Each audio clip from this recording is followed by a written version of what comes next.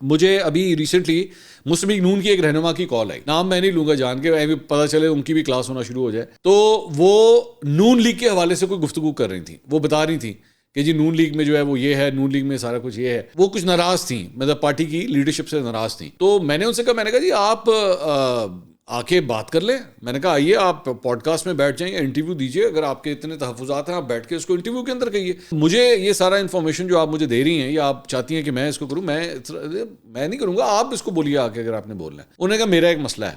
میں کہا جی کیا مسئلہ ہے؟ انہوں نے کہا میرا مسئلہ یہ ہے کہ میرا پورا خاندان پی ٹی آئی کے ساتھ ہے. اگر میں نے کوئی چیز ریز کی نا تو میرے اوپر اس بات کا شک ہو جائے گا کہ یار یہ ان کا پورا خاندان چونکہ پی ٹی آئی کے ساتھ ہے, یہ اس لیے مسلم لیگ نون کے اندر نا رولا ڈالنے کی کوشش کر رہی ہیں. تو یقین کیجئے کہ میرا مقصد یہ نہیں ہے, میں جینوئنلی بتا رہی ہوں کہ یہ پرابلمس ہیں, لیکن میں چاہتی ہوں کہ وہ ہائی لائٹ ہوں. میں نے کہا جی آئی ایم سوری, میں اس طرح کر نہیں سکوں گا. اگر آپ کے اندر جس دن ہمت ہوئی نا کرنے کی تو آ کے انٹرویو دے دیجیے گا, ورنہ میں نہیں کر سکتا.